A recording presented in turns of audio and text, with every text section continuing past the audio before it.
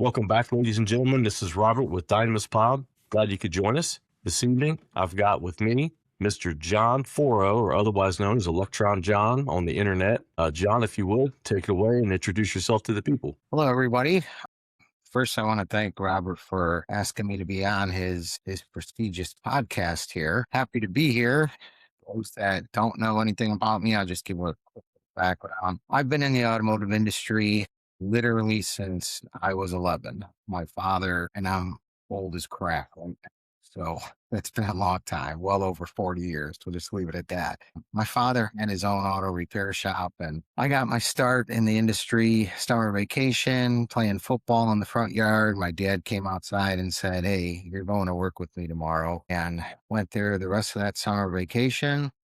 And from that point on, I'd get picked up from school by my mom and dropped off at my dad's shop. So every hat in the industry, with the exception of I've never sold auto parts. I've sold cars. I worked on mechanic, body man, trainer. I mean, everything you could possibly do in this industry. I've just never worked at a parts store. Very nice. So, not sold parts, you said. Yeah. So, I got my start in the automotive industry professionally as a parts driver, of all things. And they let me run the counter every now and again in Grove City, Ohio for a old CarQuest store that was owned. It was a franchise store. So that's funny enough. When you said you've been in the industry that long, so when it comes to certifications, I know that gets a lot of things, a lot of people riled up in this industry a lot, especially with ASE certifications when it comes to that.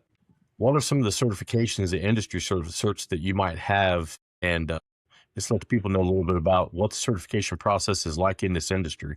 So the certification process, I'll try to address a couple different highlights of what you just said there. Sure. It's always been, unfortunately, what we had for years, the only thing we had for years, nationwide, some states do require like a licensing type of thing. Hmm. A lot of states don't require that, which is kind of weird. I mean, you look at other blue collar trades, they have much stricter guidelines. Here in our industry, you go to Sears and buy a set of Craftsman tools and put a sign outside saying you're open for business as a mechanic. Sure. Really any checks and balances there. ASE actually got its start as NIASE, National Institute of, I don't know exactly what all it stood for. Automotive Service Excellence. Yep. Yeah, that's right.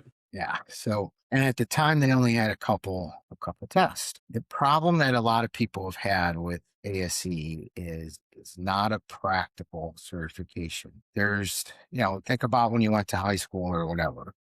There's some people Hmm. that are really book smart. Other people may not be book smart, but they can do just things in life in general. So unfortunately, that's the best that we had. And, it's better than nothing. I am a firm Hmm. supporter of ASE. I can't say anything negative about it. It's it's done great. It has added so many tests. If I had any complaint, a lot of times earlier in my career, I prided myself on I wanted to be a master auto tech and a master Sure.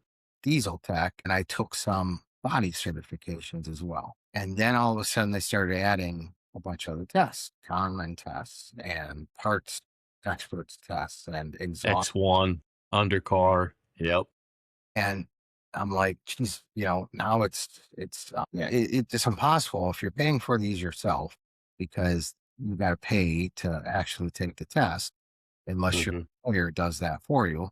A lot of employers, will say we'll pay for the test if you pass. I think that's a great incentive because if you just offer any employee the opportunity to take tests, they may study for them, they may not study for them, and you might Sure. just be throwing money down the toilet. So, I don't know of anybody.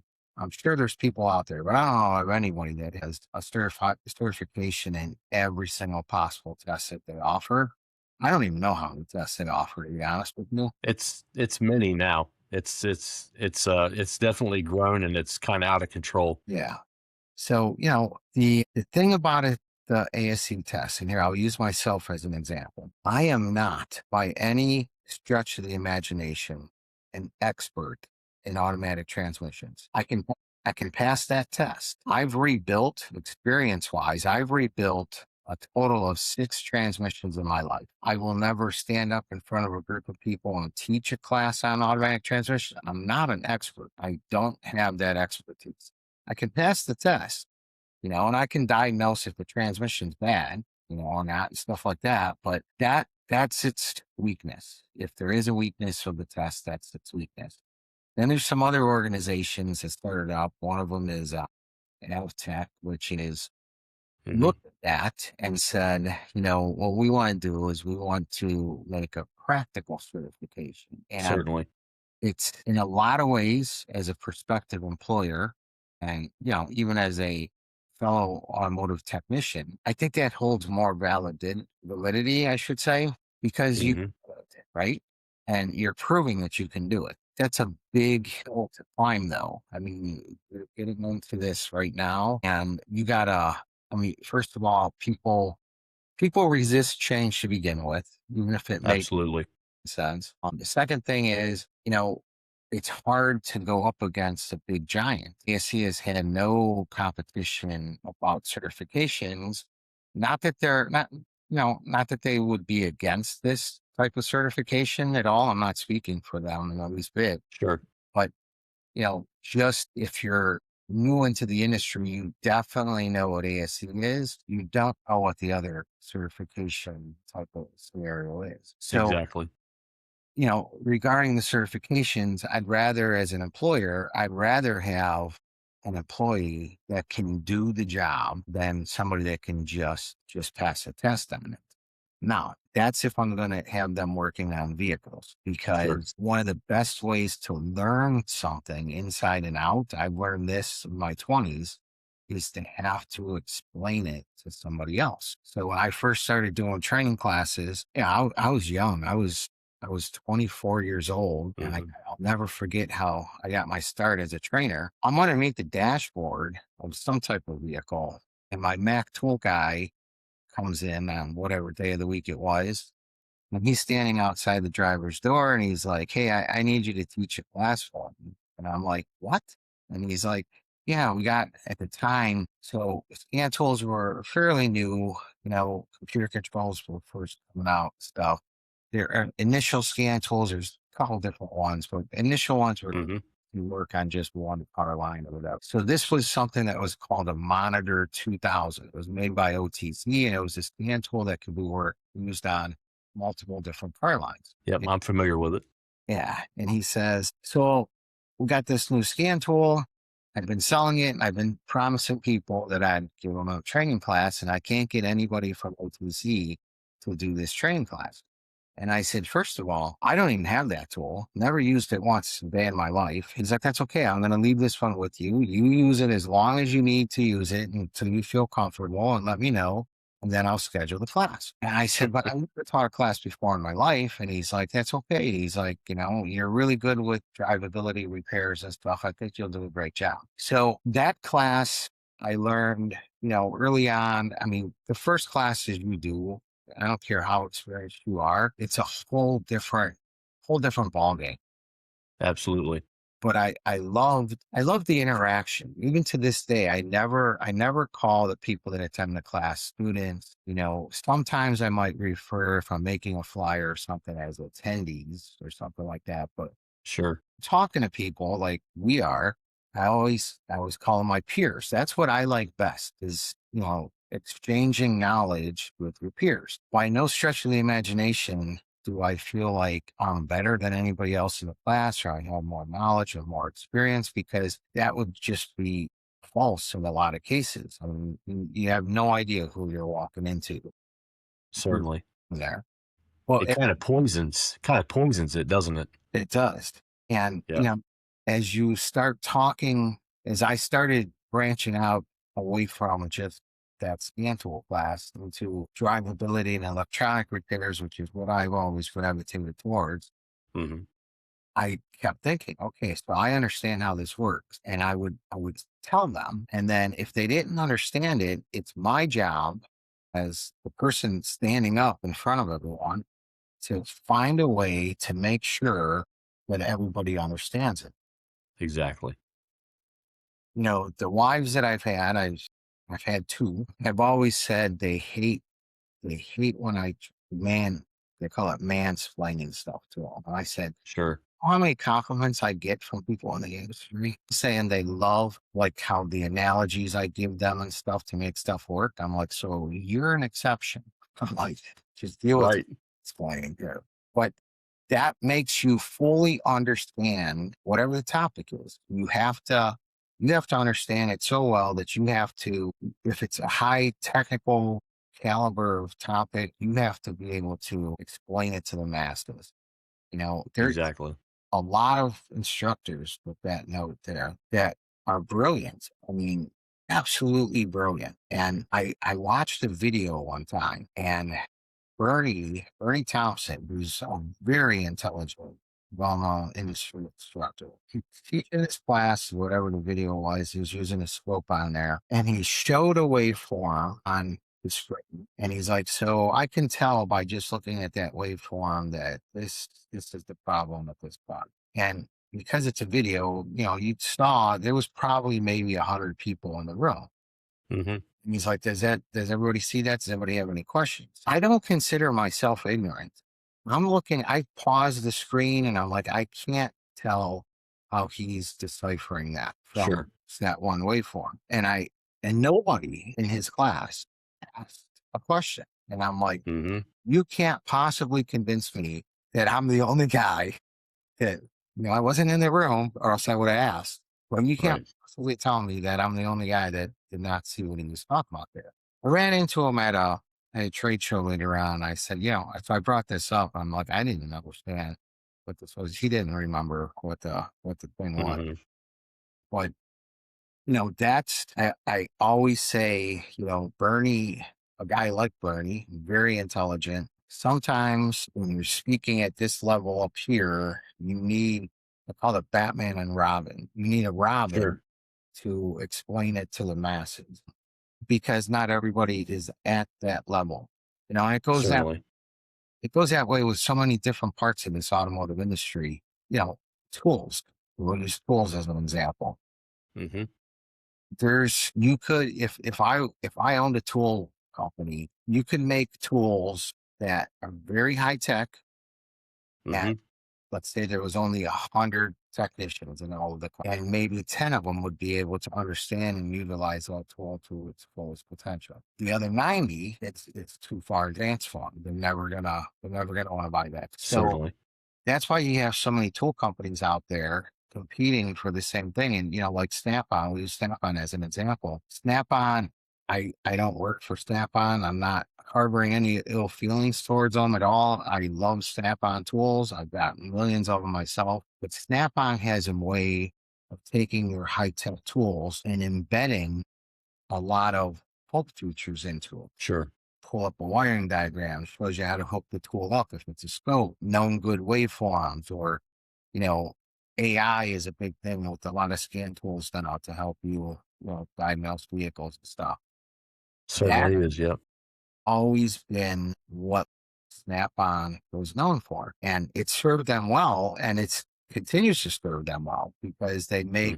they make the tools that can do the job. They're the best tools now. The best tool for every type of car would be the OEM tool, right? But Certainly. Yep. Snap-on, the aftermarket scan tool company, their claim to fame, and rightly so, is it works on many makes and models, and it's got all the needed help features built into the tool. So Sure. Universality. yeah, it really is great. Now, an experienced guy might say, well, I don't like that because I don't like the baud rate of that tool, or I don't like, Hmm.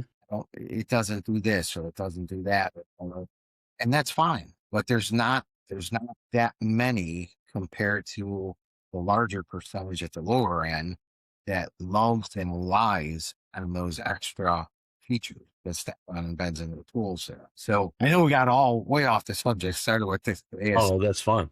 and stuff, but you know, the ASE certifications is something that is a hot topic because you get one side of the coin that says it doesn't prove that you know anything.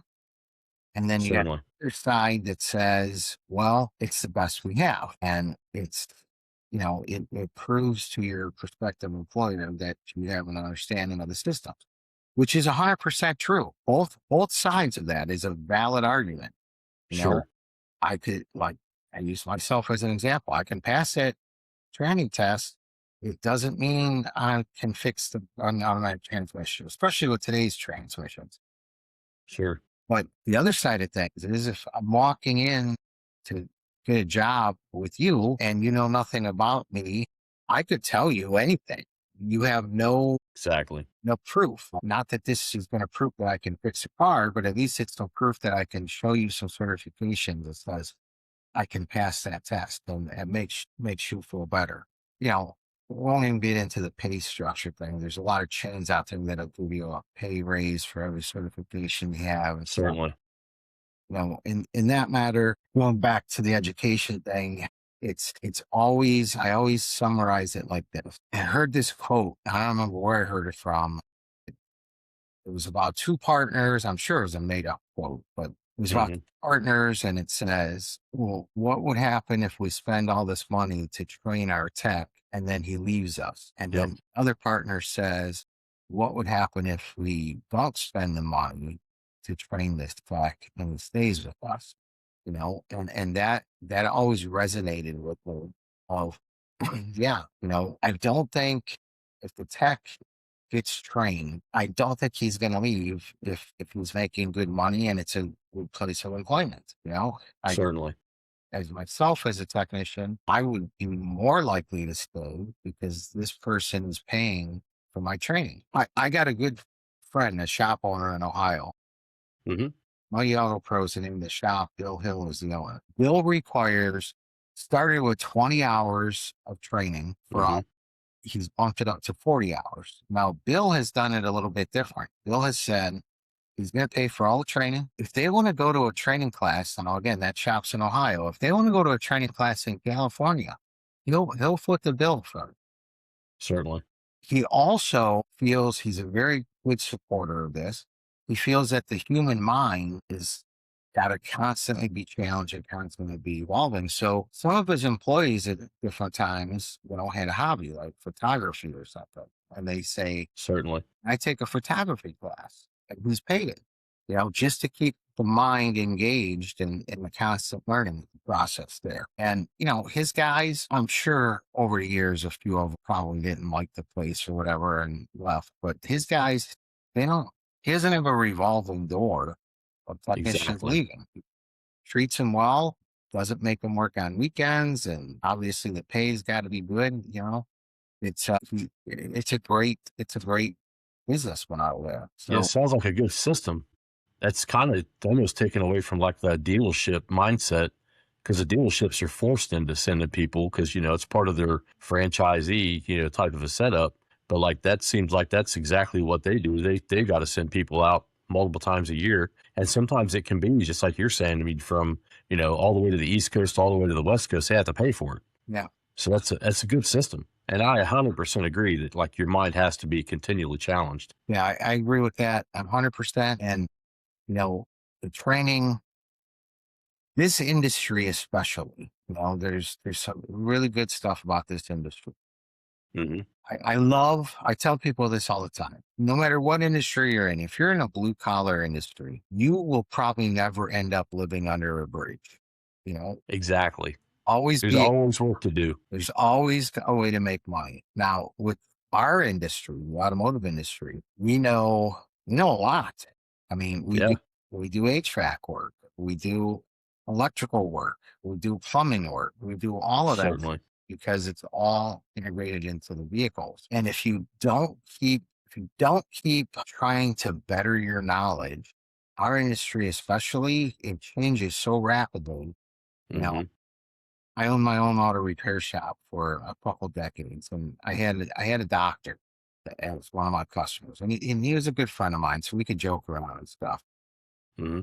He was out in the shop one day, and he was seeing all the tools and equipment and everything, and he brought up the fact, he's like, the difference between us is you have to continue to spend for all the tools and education and everything. He's like, I had to spend all the money up front to get my degree to become a doctor. And Exactly. he's almost right with that.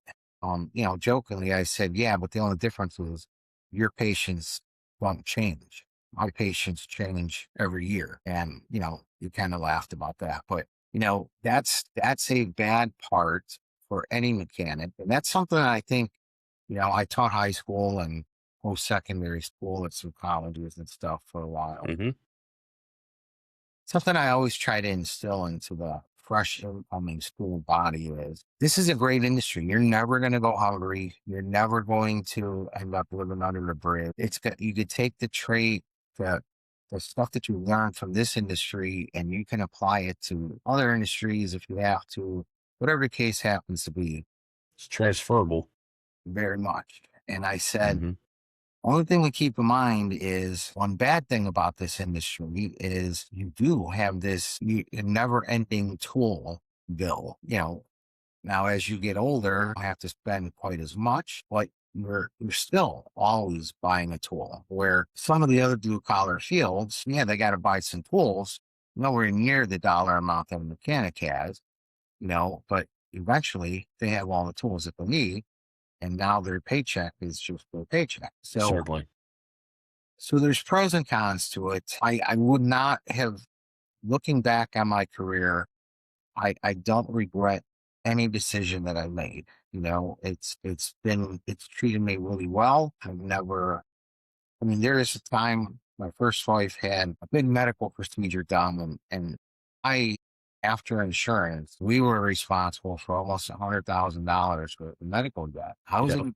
I was able to pay that off in about a year and 2 or 3 months. I literally had a day job. I had a weekend job at a dealership, and Yep. had all these side jobs going on.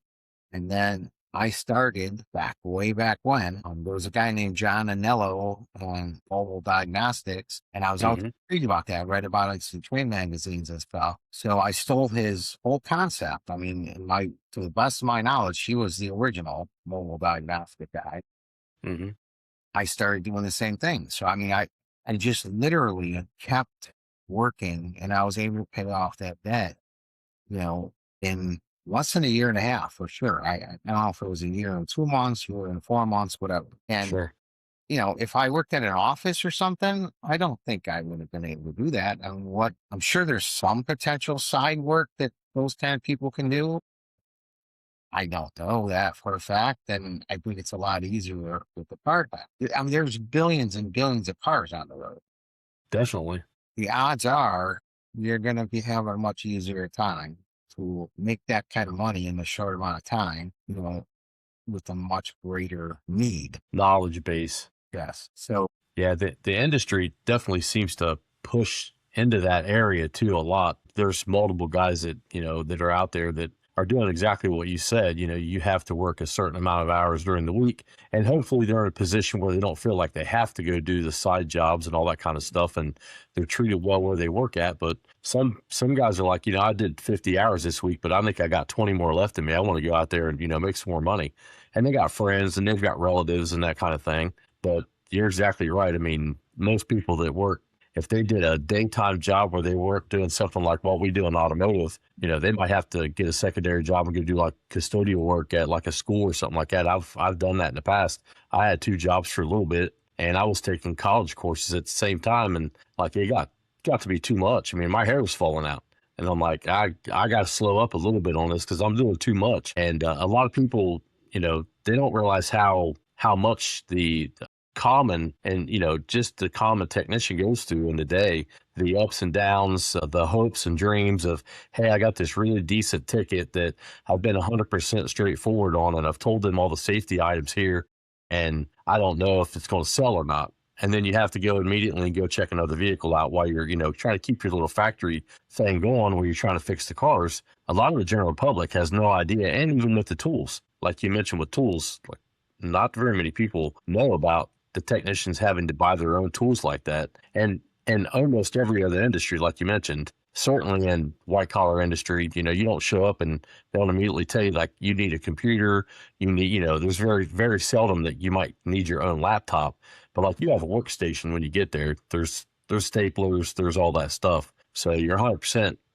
accurate on the whole deal. If most people have no idea what they go through and what's actually being asked of them during the day. Yeah, it's a typical day for anybody that maybe listening, watching that isn't in the industry.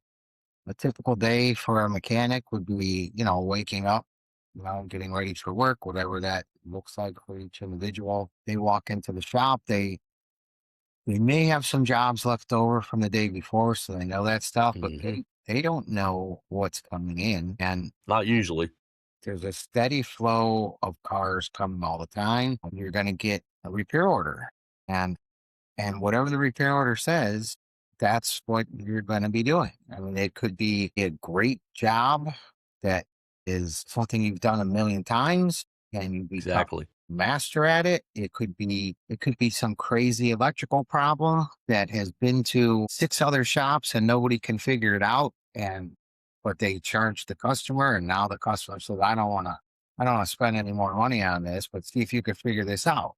Well, that's not a good sales pitch for the No. mechanic or for the shop. And then, I always looked at those kind of jobs as a personal challenge. There's no way I'm Sure. not gonna figure out what was not wrong with the car. And that's in a lot of ways, that's probably maybe a bad business move because Sure. people, Can be.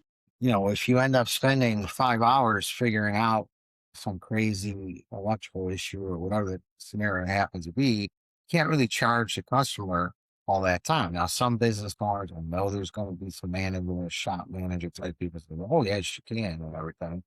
I couldn't. I didn't feel that was right. Right. I Right. would charge a diagnostic time and stuff, but it's a learning experience for me. Owning the shop, if you have even just one other employee, I should say, Hmm. it's not like you're not making money at the time because hopefully that guy's doing something to bring Exactly. for the shop. The And cost gets spread a little bit.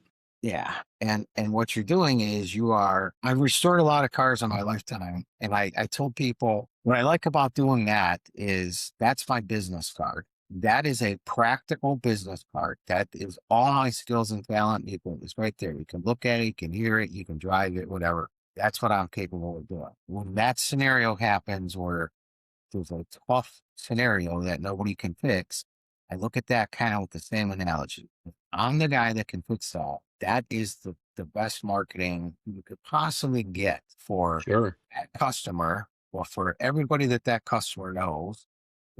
Hey, yeah, I got this guy. Nobody in town could fix this car, but he had it. It took him a day or something, but he was able to figure out when nobody else could figure it out. And then they usually tell him what it was, as if whoever they're talking to would have any idea what they're talking about. But yep, Exactly. this was this little thing, and he was able to fix it. So that's a big thing. When a tech wakes up in the morning, he has no idea, or she has no idea, whatever the gender happens to be, what's going to end up in those service bays. And there's a lot of pressure, just like any job. Pressure is to produce and become efficient, not make Certainly.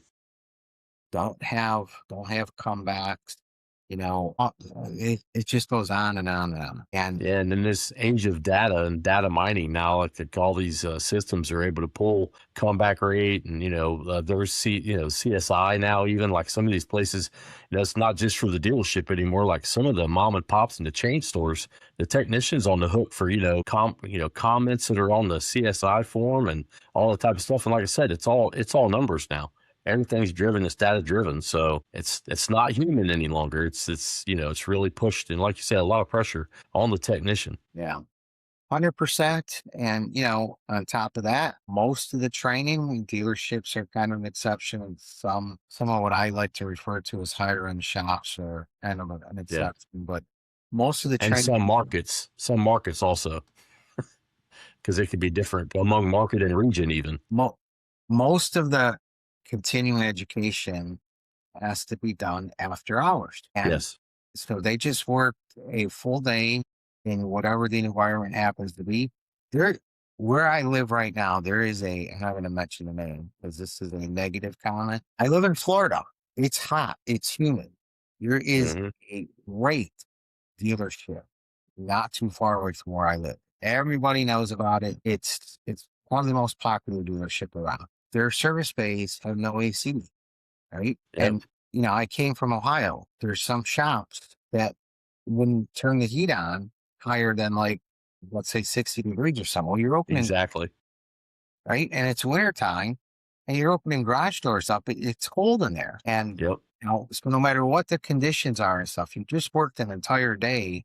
And then if you have to go do the training after hours, first you want to make sure it's a valid training class, because there's sometimes you don't. Certainly. You're like, well, I just had to some sales pitch about whatever. It's supposed to do about anti-lock brakes, but all the guy talked about XYZ brand of brake pads or something. It's like going to a timeshare Yeah. presentation. It's exactly right. So, they may have started their day. They may have woke up, at 6 o'clock and put in all these hours and not coming home until, 9:30, 10 o'clock at night. And, maybe they got some pizza at that nighttime training class, but hopefully Sure. class. And then they got to wake up and do it again the next day, so it's not for the faint of heart, but there's a lot of good people I've met in this industry. It's a great industry to make money. Is it the Hmm. industry? No. I mean, everybody's always talking about the pay scales and flat rate and everything else. I was a little bit different. I myself, as an employee, preferred flat rate, as long as Hmm. shop I worked at had curve flows on it. And good structure. Yeah. Yeah. Little politics. Yeah. Very little politics, involved, that kind of thing. Good dispatching system. Because I felt I had the ability to beat the clock on a lot of stuff. Sure.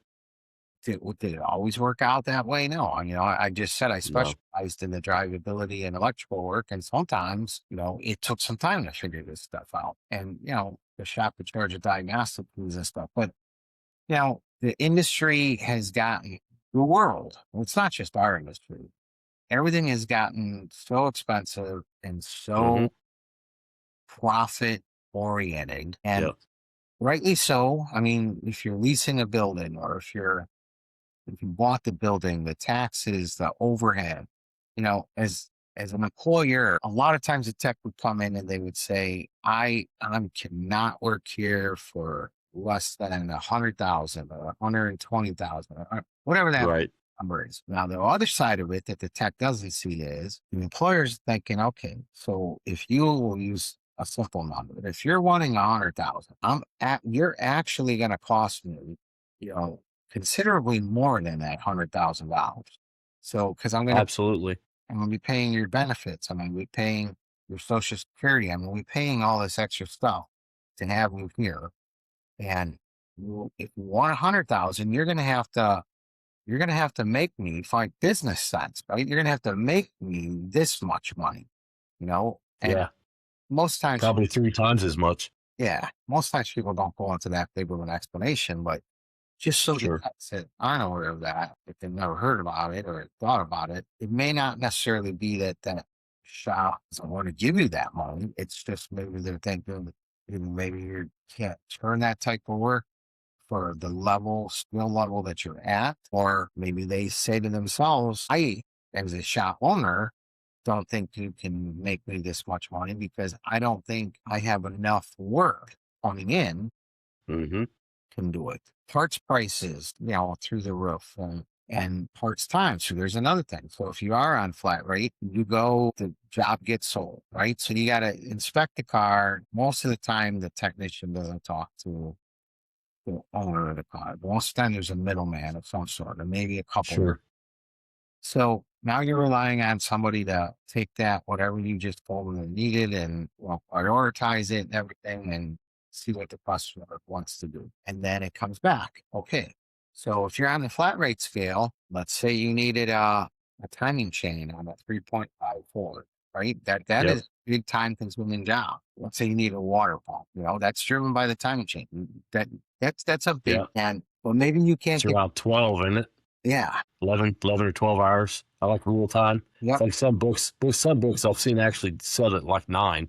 And I think that's a little tight to do a job like that. Yep. And also the engines have become so complicated. This is something that Hmm. I'm not in the industry should understand. One small mistake can literally Catastrophic. destroy that engine, which so maybe you took your car into an auto repair shop and they told you it was going to be $3,500 or $5,000 to replace that water pump. First thing, because you don't understand cars, if it's that type of thing, you're thinking, are you freaking nuts? That what pumps? I'm thinking about small block Chevy that I had to have replaced in 1970. It was nowhere near that kind of money.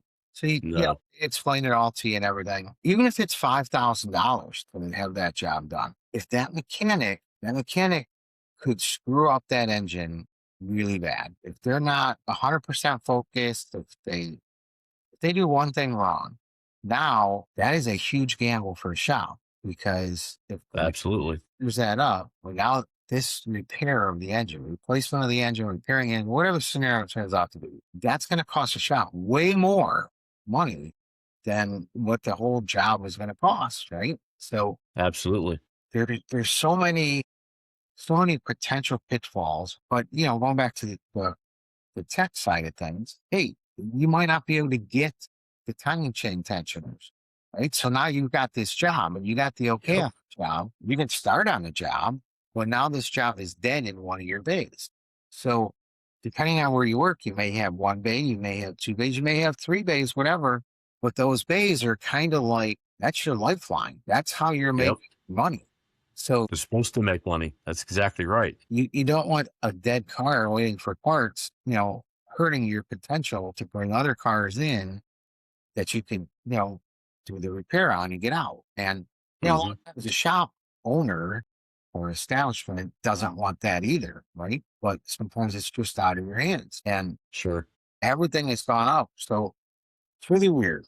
After 20 years of being in an auto repair shop, I decided I was going to close it, go more into training and just do. So I made this agreement with all my customers. I had 2,200 customers in my database. I did not want 2,200 people coming over my house because I had a pole barn.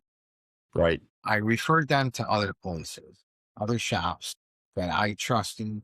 A lot of them, I trained a lot of their guys and stuff. Hmm. Customers I kept were the shops that would send me work. Yep. I told them, I'm like, listen, I travel a lot for work now, but if you got a car that you can't fix or a vehicle you can't fix and you want to bring it over to me, you know, go ahead and do it. And, call me first. Give me the heads up. I'll tell you if I'm in town, out of town and stuff. A shop Sure. owner is way easier to deal with than the consumer, right? Because at this point, the Yep. shop owner can determine, listen, this is something that's way outside our realm of possibilities here. Yeah, it's above their heads. And like you said, it probably got days into it. Yeah. So they would bring it over. It's there waiting for you when you come back in town. They knew where to put the keys. It was never a question. It's kind of like the difference between a consumer that has just the daily transportation or a fleet, right? Hmm. So a fleet, the question was never how much is this going to cost? The fleet customers were when am I going to get it back? Right? Because that made some money Exactly. where the consumer was, how much is this going to cost? Right. And that's the thing. So in right Yeah, before that's exactly it. Yeah. yeah, right before COVID is when I went this route. And since COVID, the parts prices, it doesn't matter if it's tires, if it's spark plugs, I don't care what it is, have Yeah. been astronomical. I mean, Yep. sometimes people will ask me to this day, hey, how much you think something like this would cost or something? I'm like, you know what? I've been out of it. I could tell you this. When I had my shop, I could tell you what it was going to be. Now, just Yep. anything will eventually go up, but not like this thing that happened since COVID. Like tires, depending on the size of the tire for the type of car and all that other stuff.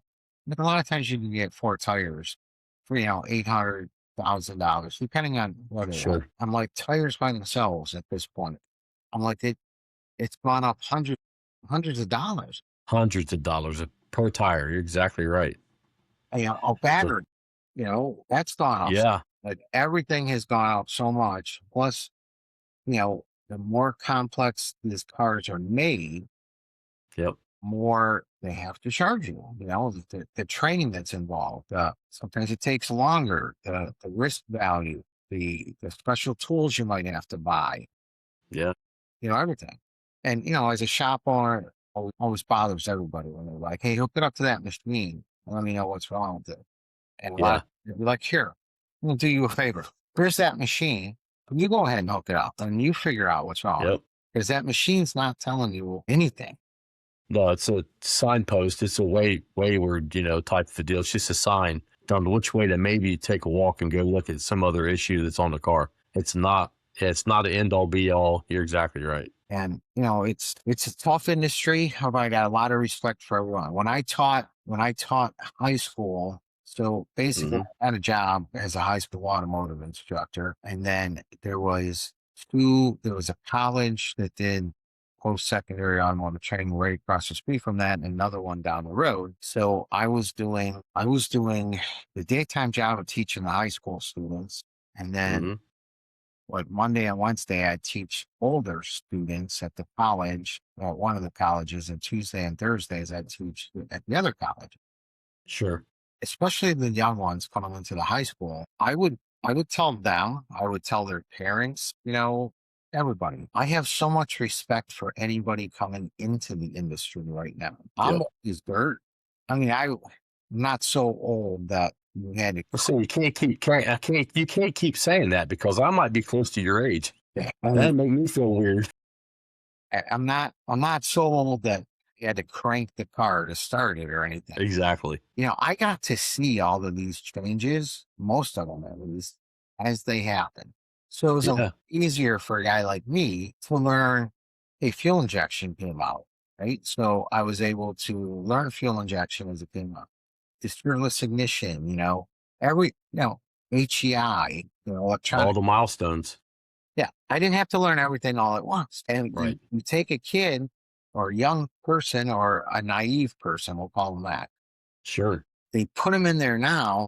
I don't know how you expect them to become this high level, Jedi There's master when it comes to there's this. not enough time. Not now. And a I lot. mean, really, there wasn't then, but like now, I mean, especially now, you're fighting reading comprehension problems and the ADHD that comes along. And I'm as bad with it as anything with the phones and everything else. Like you're literally plugged into this notification machine all the time. And if you don't put that down sometimes, it's a recipe for disaster. Yeah. A lot of times people would, so in that scenario, you say to yourself as a professional instructor of some sort, Hmm. now let's say I'm going to teach them ignition systems, right? Well, they're never going to work on this type of car. Those cars are few and far between. So we're going to start at this type of ignition system and try to build on. There's a problem with that. Yep. You sit there and you say, we'll just use distributed ignition system, pour on plug or whatever. Sit there and say, Hmm. oh, so you got a 12-volt battery, you got an ignition switch and all this stuff. And you got an RPM signal. So you start explaining all this stuff to them. So you got an RPM signal. So the season engine's cranking over. And now Hmm. you're going to start to build up some current in the primary circuit of that ignition coil, right? Right.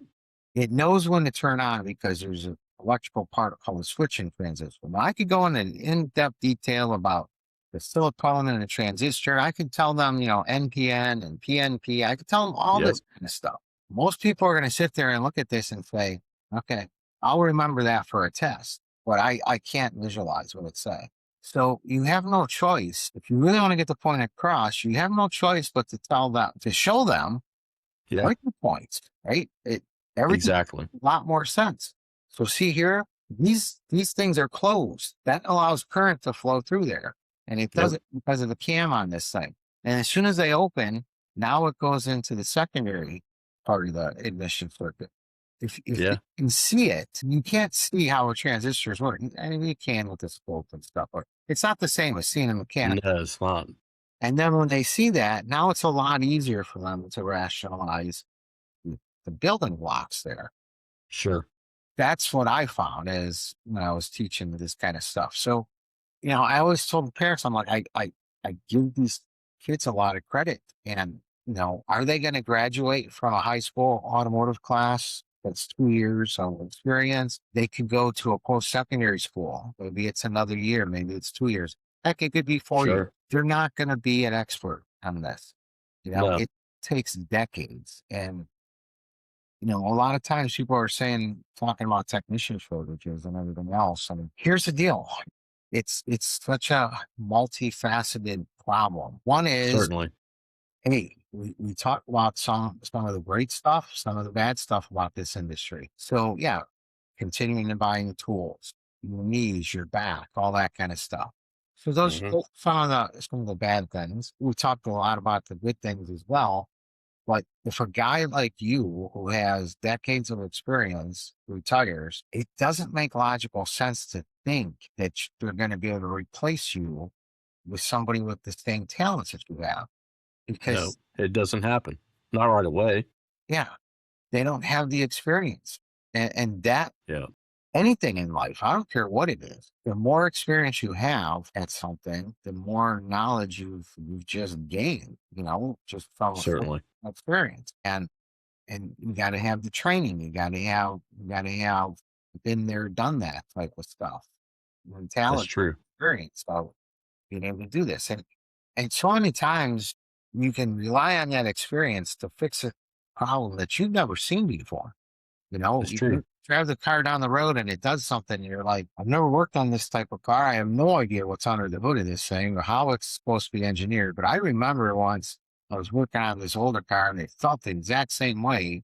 And it happened Sure. like this, right? So now you start diagnosing this kind of stuff. And that's I don't know what the solution is. I know as the older people retire, I'm not saying that the industry is all doom and gloom and it's going to go, south in any way.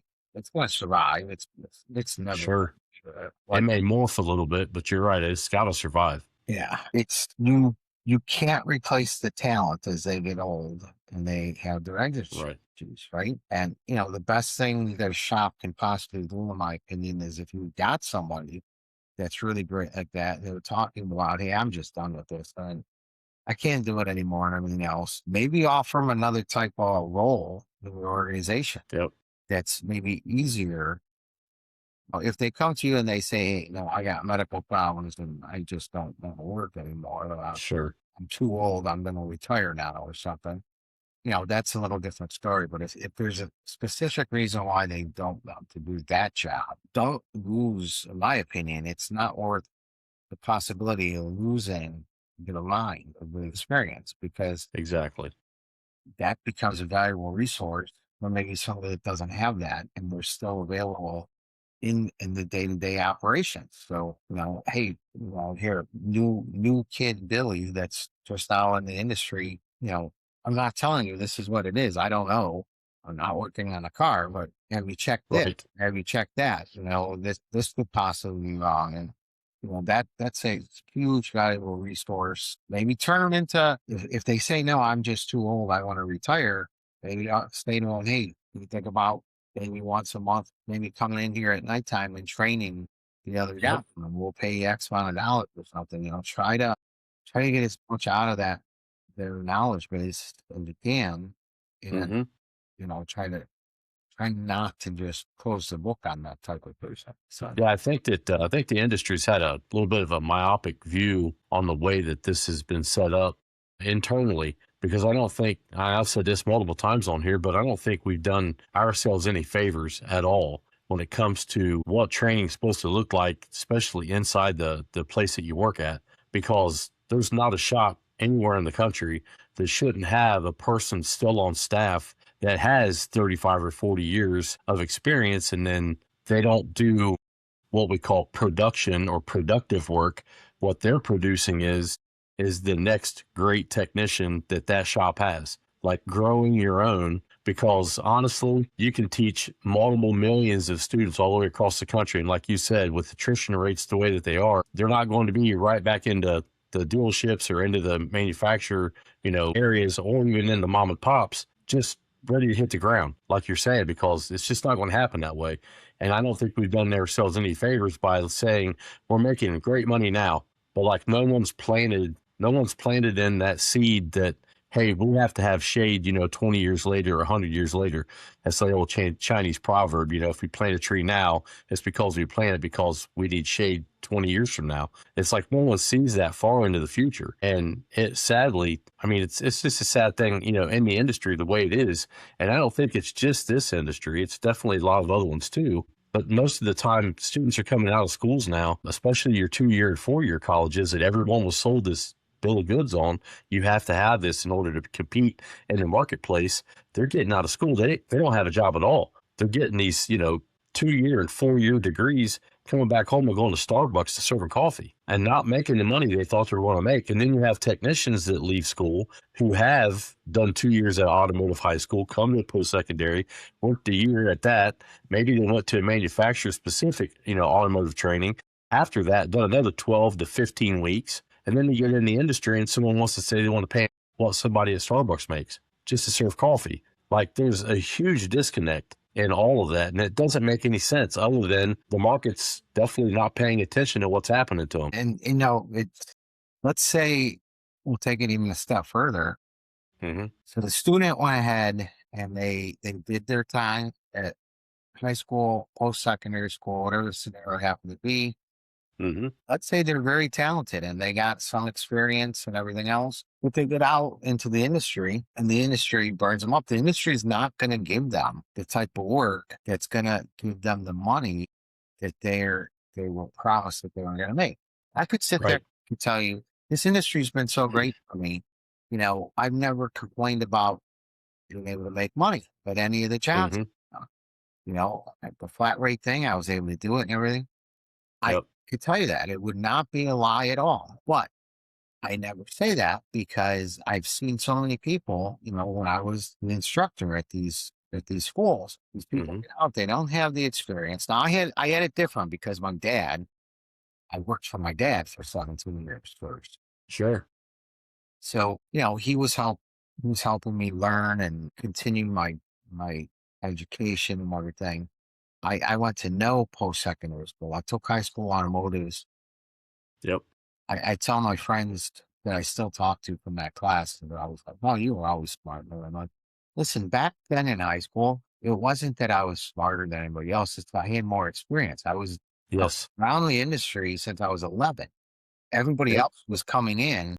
Maybe they had some experience because garbage pits and mini bikes or something like that. And they would figure Sure. I had way more experience than any of you guys just because I had the luxury of being around my dad's shop for so long. So, Mm-hmm. it's what you do with that experience. And, just having that experience, if you didn't continue to learn new concepts, this is the dangerous thing about guys like me. When you're in the industry, you are way more valuable of an instructor when you leave the industry because Yep. you don't see the continuing day-to-day stuff. Well, now, Sure. actually, you could possibly end up standing up in front of a group of guys talking about 1967 Chevy Chevelles or something. Exactly. All the experience and so nobody's going to come to your classes anymore. So you have to continuously make a conscious effort to interact with the people, hey, Exactly. problem with that car. Hey, you mind if I stop out there and, take a look at it for you and stuff? And no mechanic will ever tell you no for that, and Not usually. if you're in, so like, here's a prime example. So next week, Monday, I have to go to El Paso, Texas for work Mm-hmm. and I have to train some instructors because instructors at high schools and post-secondary schools, they need to have Mm-hmm. CTE, continuing education, Yes. to maintain the NATEF certifications. So I have to go do one day at some college or something out there with a bunch of high school automotive or post-secondary, I don't even know what level they're teaching, Mm-hmm. to go do 20 hours there. And then the rest of the week, I'm doing some actual technician training with Matco tools and a company that I work for called Automotive. So I call that Nice. user training. And I'm doing those at night times. Well, during the day, Certainly. I could either just sit in a hotel room until that nighttime class comes time to go do that, Or a lot of times what I'll do, I'm not looking at 6 o'clock in the morning to go to a shop or something, but a lot of times what I'll do Right. is I will go visit some of those people that I know are going to be in the class. Um, I'm doing this just like when I teach a class and I call them my peers, the conversations that we're having before the class starts, during the class, on breaks, whatever, you know, I am I am getting as much information from them as they're getting from Yes. you. And there might just be two people talking at a table in front while we're waiting for the class to start. And they're talking about something, and I'm like, "Hey, what are you guys talking about?" And because it may be something totally new that I haven't seen before. And that's Exactly. It's some emerging technology. Yeah. yeah, and that's the reason why to this day, that's the only customers I work on are shops that can't fix stuff because those are the ones I need. I'm not going to forget how to do brakes, right? I've done Exactly. brake jobs in my lifetime. I don't need to hone my skills to continue to know how to do that. I need the jobs and the challenging jobs, the communication faults, it doesn't matter what it is. I need those jobs to keep my skills at Yep. a level that makes me a relevant instructor. Otherwise, I don't have a future in this industry. Sure. And it's always intriguing. Now the flip side of this is if we take the automotive industry out of it, so if I go to like a barbecue with friends, Hmm. I don't bring up at all that I know anything about No, cars. I'm no, never. just sitting there because it's got to be the same thing that happens to doctors, right? As soon as Yep. I find out you're a mechanic, Yeah. Hey, doc, what's going on with this? yeah, Was I okay? Yeah. I can only imagine. yeah, and they just ask all kinds of questions and everything, and I prefer to just not even let anybody know I know anything about Yep. cars, and that I tell students all the time, you shouldn't even let your family know, like your especially extended family, but let your family know that you do this kind of stuff because they will beat your door down trying to get their car fixed. yep, and that's really bad for the younger people. I mean, it's bad for everybody, but me, if somebody were to if I have a barbecue or something, and somebody's like, "Hey, what do you think this is?" or whatever, and if I want to get involved, I'm going to Right. put it into a garage. It has a lift and it has all the equipment and everything.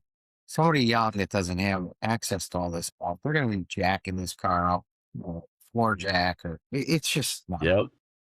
Just take your car. If you're not in this industry, just take your car to an auto repair shop. Don't try to get the guy Exactly. already to do you a solid here. Yeah, I want to touch back real quick on to something that you brought up earlier about training and students that like you said you were in the industry before you were actually professionally in the industry. That's kind of my background too. I went to the route of kind of an apprenticeship. I didn't take the post secondary. I didn't get to take it in automotive, like a vocational school. That was completely my fault. But do you find yourself, and the answer is probably yes, but I want the long answer, trying to train somebody that comes into a class and how you deal with especially the high school and then the post-secondary students that you have over time, not the ones that you only get to teach 1 or 2 days with. Those students that come in that are more advanced, do you find yourself training them differently? And there's a different strata of student, like you were mentioning earlier, that you have to be able to try to touch on every single person in the classroom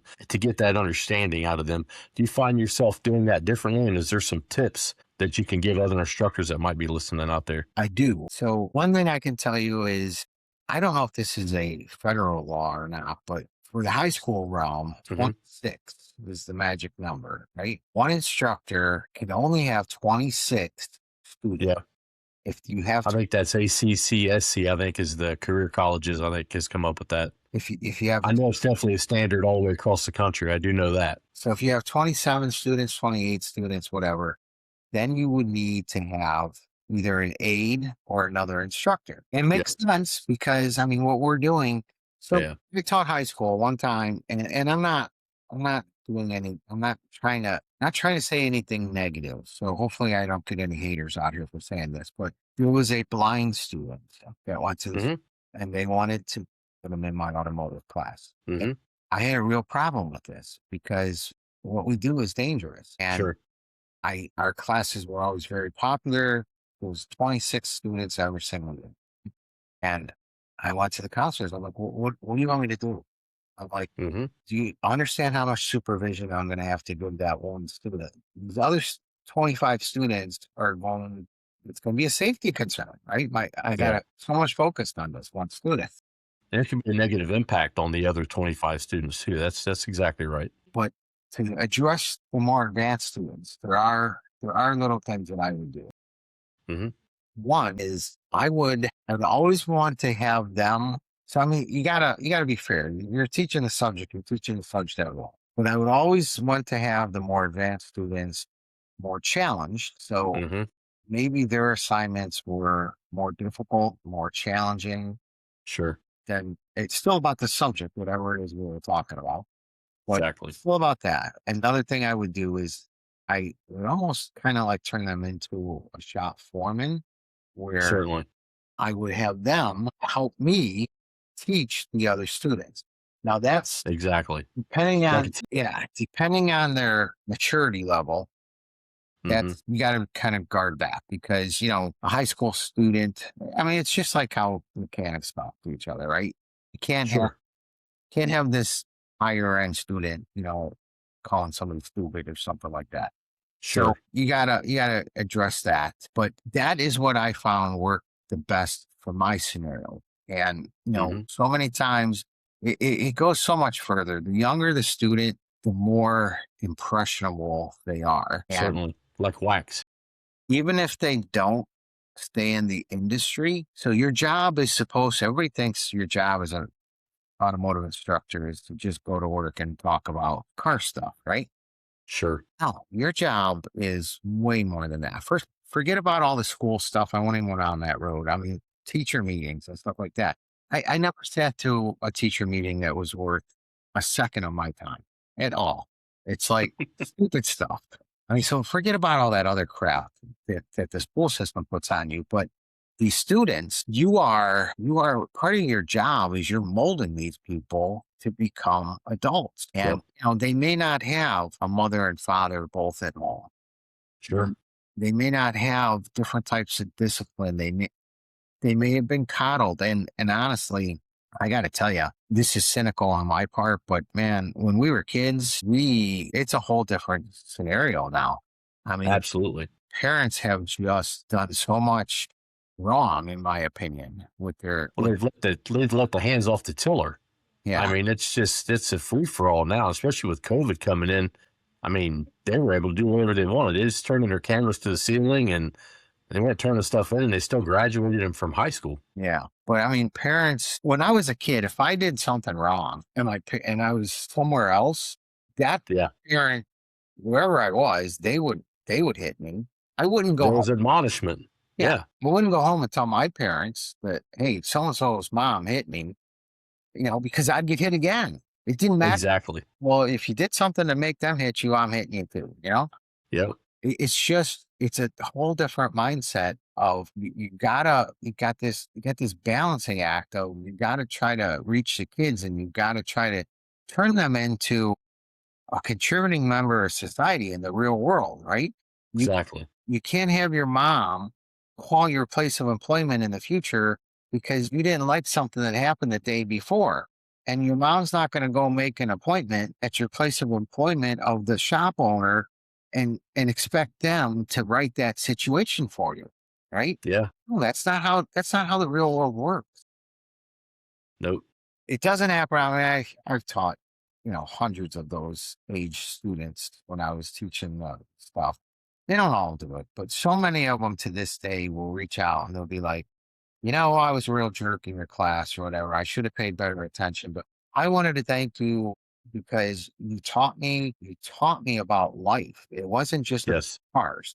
And you got 26 students in that class. Well, if you happen to have two instructors, going back to that part, then it's a lot Sure. easier for those high end students because now you got a second person that you can really group those higher end students together and they can Exactly. make that.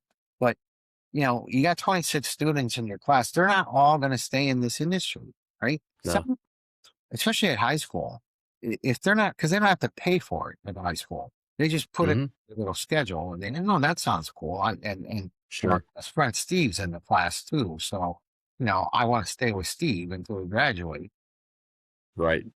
But there's so many different parts of the industry they could get into. They may want to work at an auto parts store. Yep. They want to do whatever. But there's going to be some that just says, no, this isn't for me. I'm going to graduate. I'm going to go do something else. You never know. Exactly. So, but they still left with a different view. It's not their mom and dad coddling them, and it's Exactly. a different view. You taught them work ethic. You taught them, whatever, to be able to have job skills or whatever Sure. type of career they end up in. And it's nice when you get those kind of students that reach out to you. Exactly. It makes you feel good. And you remember, you may not remember everybody's name. Sure. You That's remember, hard to do. yeah. But sometimes you'll be like, oh yeah, no, I hated this school, right? So when they reach out and they say, I really Hmm. appreciate it, I really want to thank you for everything. When I taught high school, I was not a good teacher for that, right? I'm the first one in the I did not want to ever talk about the really basic stuff. And in high school, that's what you got to really focus Sure. on, right? I wanted to just talk. Foundational things. Yeah, I wanted to talk about more of the high end stuff. So the person when I resigned, the person who they replaced me, he's way better for that job. Now, I wasn't bad, right? We won all kinds of competitions and stuff with my students, but I knew I was not the person for that, right? It was just Sure. too low of a level for me to keep my interest of wanting to go to work every day. I did it for fun. Certainly. So, I It's hard. remember, It's hard to stay inspired at that point, like you're saying. yeah, I remember the worst student I ever had. I'm not going to mention the name. I would never send a kid to an office, right? In Hmm. the real world, nobody's sending you to the office or anything. The kid could be the most disciplined problem student in the whole school. I'm handling it myself. I'm not hurting them. I'm not hitting them or anything. I'm making I would have English teachers and stuff stopping me in the hallway saying, hey, your student, whoever, I'm having a hard time with them and expect me to be, because that was the reputation that we had. But I remember Exactly. the worst student I ever had, behavioral wise, we had this, I don't know what military organization came in, and it was mandatory, which kind of got me mad. I'm all red, white, and blue. I'm 100% pro Sure. and everything, but I hated the fact that it was mandatory that the high school said the vocational class, you have to give up an entire week of your lessons because somebody from each branch of the service is going to go and they're going to talk to your students, trying to recruit them, right? Now, Sure. and listen, that this is my time, right? I got Yeah.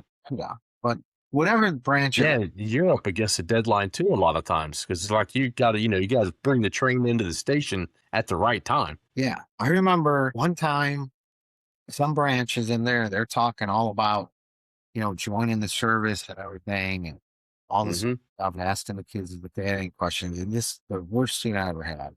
He's like, well, I'm really interested in, and there was there was an Iraqi war going on at the time. Hmm.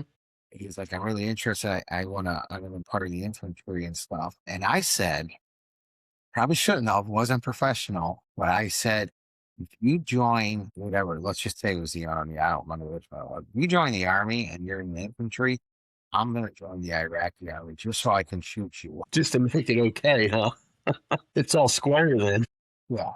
So, but that was Right. the kind of relationship I had with the students. It was a mutual respect type of thing. And Sure. it was, everybody laughed about it. The kid was fine. But Yeah. there's a prime example. Everyone lived, Yeah. There's a prime example. Saying something like that with a modern day student could Hmm.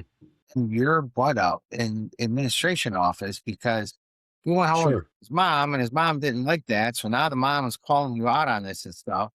And I'm It like, can end your career. yeah. And it's like, Yeah. I don't know. It's way different. I mean, I remember looking back when I was in high school automotive. Actually, when I was in high school, the teachers would hit you with a paddle. Yeah. Back then they were allowed to. It was Yeah. corporal punishment. Yeah. And, everything was way different. And you would never think to go home and tell your mom something that Nope. made That you. was the same rule at my house. No different, John. If I got in trouble at school and if I got waxed at school, I came home and I came home to wax. that was just the way it was. There was no two ways about it. Yeah. But And like you said, it's definitely not like that anymore. and that bothers me. As a true blue American, that bothers me. And I'm of the age of, it's partially our fault. We're the ones Sure. who raised the kids this way. And we pay for their college. And nobody paid, Yep. didn't go to college until I went back to college when I was in my 20s. Got a degree that Hmm. honestly I don't use to this day, but I was writing my first manual at the time, and I Sure. had somebody that was typesetting and illustrating it, and luckily they knew grammar really well, so they were fixing all of my mistakes in this thing. Sure. And I said to myself, well, you know, I needed to learn this stuff. I mean, I went to school. Obviously, I didn't care about English class and stuff. So I went back and got a degree in English just so I could not be so ignorant when I write a manual or something like that. Sure. Never once planned on using it to make an income or any stretch of the imagination. But I did that at nighttime, much like how you went back to school and stuff. I'm did it Sure. on my own dime, but Well, it's now, definitely worth it. yeah.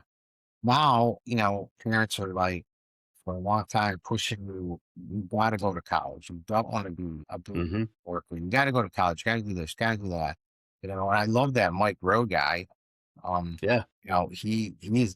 He's great as far as I'm concerned. Saying, there's so many people coming out of college that can't get a job. Nope. Whatever they got Well, their degree in. it's market saturation. Like they've pushed so far into the white collar area because they knew that they could get away with it. And then the government swoops in and says, hey, we're going to back all those as well, which the government should never have any type of a handhold in any type of business, we'll say. Just shouldn't be. It's not one of the 17 enumerated things that the Constitution gives the federal government. And they've come along and done all this stuff, right? And that's God, you could get into that for 5 to 7 hours one day. You could have a regular, Douglas and Lincoln debate over that. But it's like they do these things and they don't realize, like, just look ahead and see what actually that's going to cause. And we're at that precipice now because, like you said, Mike Rowe, great guy. I've actually used some of his videos in school before, at the last job that I held, because it's important that students know that they're commendable. It's commendable that they're going into this industry, like you were saying earlier. They should be commended if they want to do this. They should be encouraged that they want to do it. And right now, it's like there's no one wanting to come into it and do it very often. So that's a great thing. The last thing I heard, though, about Mike Rowe, he partnered with Meta and Facebook and Meta, of course, and it's like $110 million. And now they want to come in and start teaching everybody everything, free tools, free everything. And I don't know if that's the type of student that you're really wanting to get. Because like you were saying earlier, like if a manufacturer, say if a business wants the person that's working there to get an education, like you were saying, after hours, whatever, if they get ASE and the company paid for it, and if they don't get it, then they have to pay for it, there's more of an incentive, more of a skin in the game for the student or the employee to get that certificate the first time if they know they have to pay for it. Yep. And if it's just, hey, free for all, everyone's coming in, and then they're going to get these monies, like what is the actual outcome at the end of it? Because the results are what actually matters. It's not the fact that Meta swooped in and said, hey, we'll do $110 million, or the fact that Mike Rowe, of all people, decides, hey, I'm going to partner with another very large company that's had some very questionable business dealings in the last couple of years, especially with censorship and that type of thing during COVID. And all of a sudden, it's like, they're just going to partner. And I don't know, I got some misgivings. I got some qualms with that myself, but I agree with you. Like, we definitely need an industry spokesperson that does those types of things. It's on a national level because we really don't have a voice that's on the national level with even right to repair and all these other things that are floating through Congress, kill switches on vehicles. All these things are floating through Congress, and it seems like they just make it through, and magically 2 years from now, we'll have another law that will be in effect. There's so many things, and they always tell us not to talk about religion or politics, but Sure. I always never listen to anybody anyway, so it's not going to come ripping out with this stuff. But in my Right. viewpoint, the thing that made America great was way back during the Industrial Revolution. We didn't rely on anybody else. Nope. We did everything in house in our country. And Sure. I get it, the world trade, and I understand the reasoning for the stuff that he did, but we've made ourselves in a position right now of we Yep. have to rely on all these outside sources to make stuff. And it Sure. really bothers me as an American. It's like, why can't we make that here? Right? Give me Yep. the explanation why we can't make that here. And that hurts, in my opinion, it hurts us as a world leader Sure. and being able to be self-sufficient and on and on and on. So you got that. And then partnering with big organizations and all that kind of stuff. AI, I know that's the up and coming thing. Here's a real quick story. So the person that is my camera guy for my YouTube channel, he's my nephew. Sure. He's considerably younger than me. Sure. We started making these YouTube things. It was always a battle between us. I love him. He's just like a son to me. He's one of the most knowledgeable people I've ever met in my life. And he's like, no, we shoot a video. He'd be like, that video's too long. He's like, people's attention spans are this. And I'm like, I don't care. I'm like, Sure. I'm not sure if anybody's going to ever watch this thing or anything, but if you tell me to do a video on gasoline direct injection, however long Sure. it is, I'm going to tell you everything I know about gasoline direct injection. Right. If you want to watch it in 5-minute segments or whatever your magic number is, that's up to you. I don't care. But this is what I got, right? And then he'd be like, well, what should we call it afterwards? And I'd be like, well, I'd call it gasoline direct injection. He's like, no, you got to have a better name than that. I'm like, well, there's a better name than that. That is the best thing. Right. That's what it's about, right? So exactly. Lose these battles back and forth. And he'd come to me and be like, I was so surprised how many views you get. Your channel got monetized in less than 30 days. He's like, that's unheard of. I'm like, I don't know anything that you're saying, right? But Right. This whole YouTube stuff, I don't, whatever. I don't care. We're doing good. That's all I need to hear, right? Exactly. But he kept telling me about this AI. And I'd be like, do that AI crap. I'm like, it's just like this when it turns on a YouTube video. You might get somebody that really knows what they're talking about. You may get somebody that has no idea what they're talking Sure. about. There might be a crap up. Yeah. I'm like, and that's kind of what AI does. And he never backed down. And one of the times we were shooting videos and he said some kind of comment. I'm like, so what you're telling me is you can control where it looks for the answer. And he's like, oh, absolutely. And I said, so now my wheels start turning in my head. I'm like, all right, here's what I'm going to do. Here is one book that I did because you learn this. I don't fully understand how AI works, but you gotta learn AI bot, right? So you go ahead and put all this information into that AI, make a program, and then I'm going to ask it some questions. So when you tell me it's done, I'm going to ask it some questions. Now, I know what's in it. So it should not be able to answer some of my questions, and it should be able to answer verbatim stuff from the book that I wrote, right? Sure. So we did that, and it worked. And I'm like, okay, perfect. Now you've got me intrigued. So I'm like, here's all the videos I've ever done. Here's all the books I've ever wrote. I'm like, feed it all of this stuff. So, and then at that point, I said, I think we have some useful tool at this point. I don't sell it. I'm going to give it away for free. And you can ask it that question you want. And I feel comfortable with the answer it's going to get. Now, if you asked it, a very specific question, like, what is this torque spec on a whatever your make a model car? Well, it's not going to help me answer for that. It's going to give you a vague thing, right? Something that scraped off the internet. Yeah, that's right. So, well, at that point, it wasn't really going out to outside of that. But at least that it won the Motor Top 22 award, right? So I didn't even accept it. It's my company and everything. But because honestly, it never would have won anywhere without my nephew, I flew to Vegas and I said, you go up there, you take all the accolades for it. This was your idea. And he's like, it's your information. Right. And I'm like, yeah, I don't care. I'm like, this would never have happened if it wasn't for you constantly helping them. So then as it transpired and went on, I said, you know what? Can we control where it looks on the internet? Right? Because sometimes somebody might say, hey, how do I use this tool? Or how do I Hmm. a specific question? Exactly. I'm like, can we control that it can only look at that manufacturer's website for information? And if it finds it on there, great. I don't want it Sure. going out there and looking at eBay. I don't want it going whoever it's calling its crap from. Some forum somewhere, because I've run into all kinds of problems with that type of thing. So now we have it so it looks to my information first, and then it will only go to manufacturers. Manufacturer.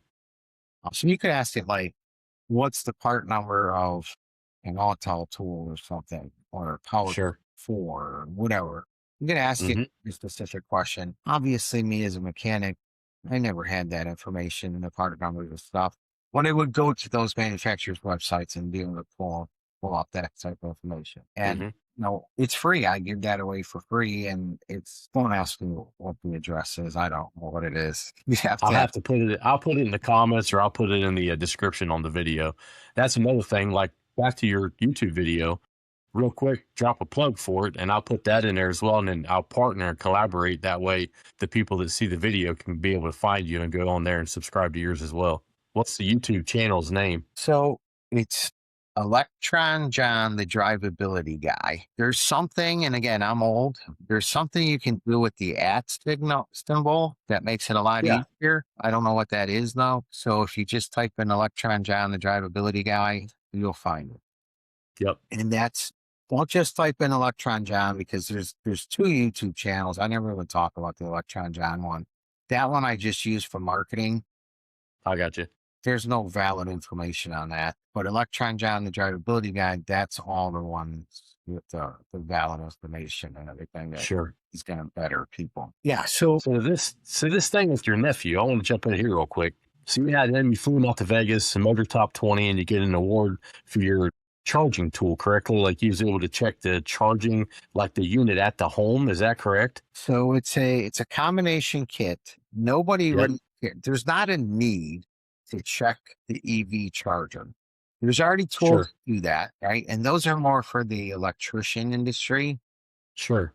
But honestly, a mechanic, we got a lot of mechanical aptitude. So if somebody brought Mm-hmm. you an EV car and they say, hey, it's got a charging complaint, either it doesn't charge or it takes way too long to charge or whatever. Sure. If we did not have an EV charger tester, Sure. we would just buy a level 1 charger and plug it in, right? Level 1 charger is like $150. You can get it from a Sure. store offline.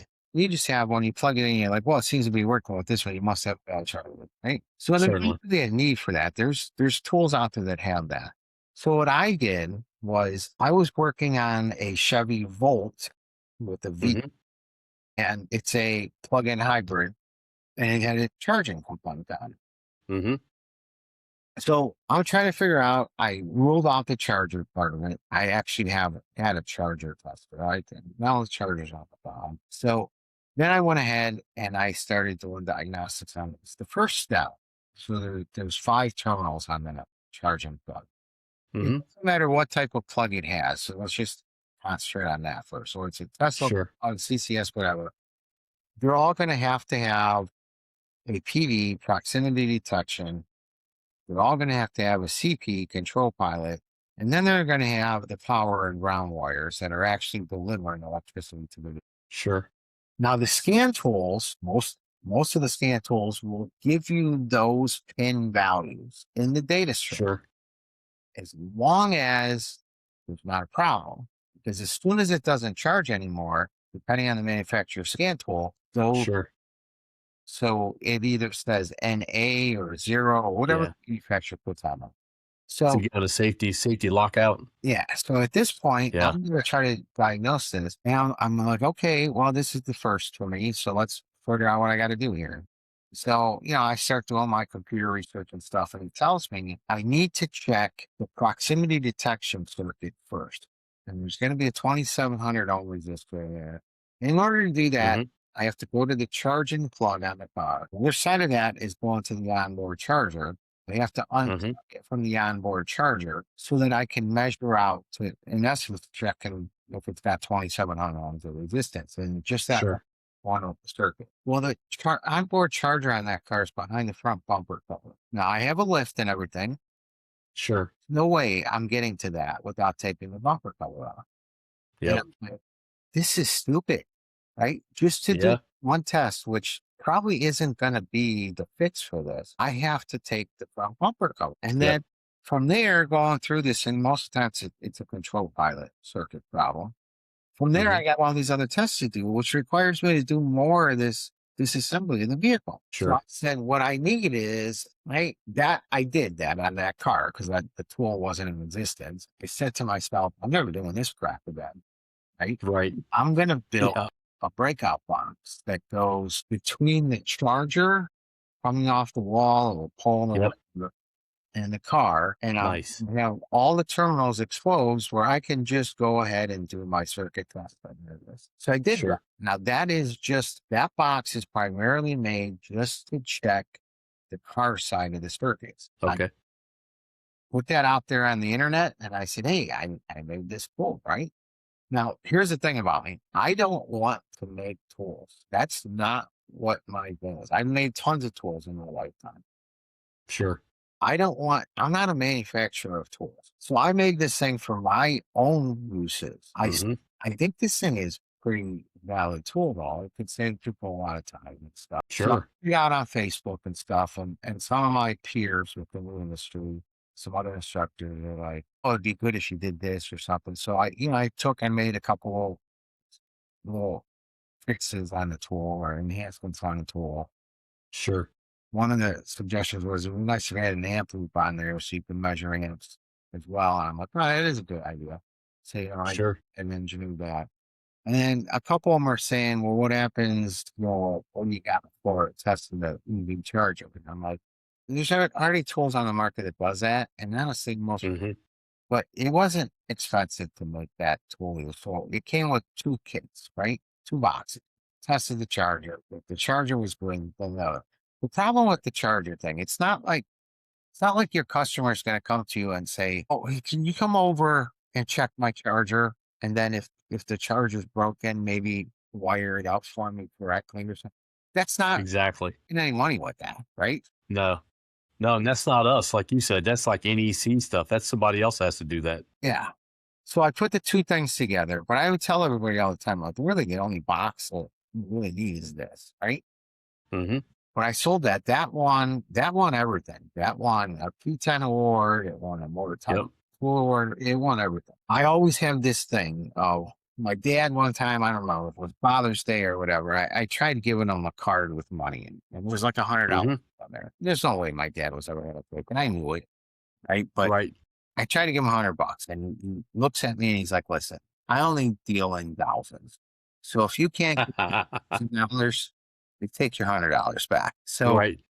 I stuck with that philosophy when it came to making tools. If I make a tool for the first time, I say to myself, I only work in 20,000s, right? Exactly. I'm going to make enough of these tools to sell $20,000 for it. And then once I make that 20,000, I'm never making another one of these tools. To this day, I get people asking me, where can I get one of these boxes? Where can I do this? I'm like, I don't know. Hey, Yeah. I don't make them anymore. I don't know. I sold them and they're all out there somewhere. Like, so like the company I'm with now, Power Pro, that is something that may or may not be made by Power Pro in the future. Now, Sure. any of the tools that I've ever made, I made a high voltage battery load tester. There's not one of those out there. It's a valid tool. I made my 20,000 selling those too. And I'm not in the business to manufacture stuff. I don't have time to do that. Sure. But I gave all the ideas to Power Pro. I'm like, you guys want to make these? And I still usually once a week I get at least one email. I'm like, sometimes I get multiple emails in a week. I get phone calls, voicemails. Hey, I just saw a video you did on YouTube about this. Where can I get one? I went to your website. I don't see it. I'm like, oh, well, technically there's a picture of it on the website, but there's no way that you can possibly purchase it, right? Yep. No. So that's lots of times if I do a training class and somebody really wants one of those things, I'll just tell them how to make their own. You can make it out of whatever materials you want. The materials I use for these, I can tell you how to wire the thing up once you have all the parts to assemble it. So you were saying basically that if you get into a shop, someone wants this tool you're talking about that you've created, just have them make one. Yeah, I would just tell them exactly how to make one. I got a lot of training props and stuff too that I've used in classes. So a lot of times the Sure. instructors are like, "Hey, where can we buy those training props?" And I'm like, "Yeah, I don't know, but I can tell you how to make them if that's Yeah. what you want." It's just I don't I don't mean to go all Shark Tank on you, but it sounds to me like you got a couple different licensing plays that have them manufactured and have you just, get some type of a dividend off of it. yeah, it's all I want is 20 grand, right? Sure. I mean, it's a dog eat dog world and all of that stuff. I get it. Cause I mean, this industry is $150 billion a year for the automotive, just the repair side. So the training industry, the automotive repair industry is a feeder circuit for all those jobs that are in training, of course, right? Yep. And I mean, to me, training's a way my body could not go further than I did when I was, doing it. So like this is a way for me to be like a force multiplier to be able to train the next generation of technicians it's an honor. It's kind of a legacy for me and all the work that I've tried to put into it. And like now my focus is shift from being a good technician to a great technician to now be the absolute best trainer that I can be and then go from there.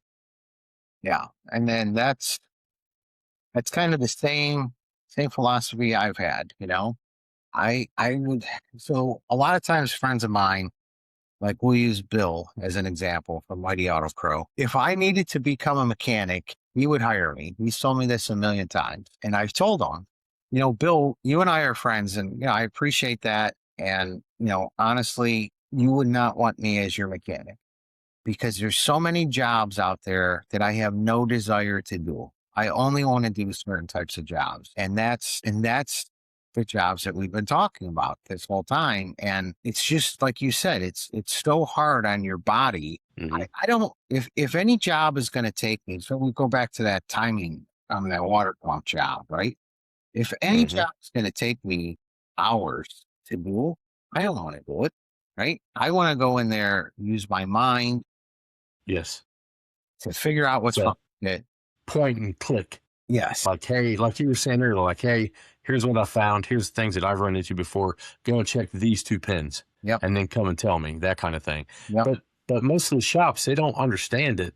That's such a valuable production tool to have somebody that's done those types of jobs before. Keep them on payroll, keep them inside the shop and keep them training people because they're always going to need somebody else. So here's a great other problem within our industry. There's some dealerships that I know of that will take a guy like you and turn him into like a foreman type of thing. Now they took him off flat rate where he was making pretty good money and they promoted him. And now and they will still use him for the tough drivability jobs or electrical jobs only, but he's also helping everybody else. Hmm. His pay goes down. He got a promotion, Right. but his pay went down because he's not, I always call it the hang and bang stuff. He's not getting the hang and bang jobs anymore. He's not getting Sure. those brake jobs that come in that require, I don't want to say no skill set, but doesn't require his skill set. And he can knock those Sure. out just as well as anybody else. He's not getting that good gravy train of jobs. They're, Hmm. they're only getting the worst jobs and plus more Sure. responsibilities and they got a title and they get burned out about that, and Certainly. I know of probably 50 of these people that are in this position right now. And they're like, I so wish I never would have took that position. I thought it would be better. I wouldn't have to do as much work. And I mean, some of them have taken like $100,000 pay cut in this position. Certainly. And I'm like, I get it. Even when I worked at my dad's shop, there was a guy that did all the gravy work. Everybody Hmm. did everything, but there was a guy that specialized in the gravy work. And then there was me. And Hmm. every single year, so this was back in the 80s, me and him were always neck and neck on who was paid the most out of all the techs in the shop. and the pay would be somewhere between $55,000 and $60,000. It was a flat rate thing, which sucks by today's standards. So back in the 80s, that was decent money. And I used to always complain to my dad. I'm like, I get it, but it's not fair. You know, I'm going home, I'm watching training videos, and I'm reading books, and I'm doing this. Dude's going home and he's eating a bag of Doritos watching TV, and he's gonna come to work tomorrow and he's gonna make as much money as me. And it's not fair. And that is exactly what happened to all these people that I know that have been promoted into like some kind of leadership role, and now they're making $100,000 less than what they were as a tech. So that should be addressed within the industry somehow as well. But yeah, I don't know. It's a tough thing, and a lot of it centers around pay, around health, the type of jobs, training. There's a lot of different avenues. John, thanks for coming on. Really appreciate you and really appreciate all of your industry knowledge that you shared with everyone. We appreciate it. Thanks a lot. Have a great evening.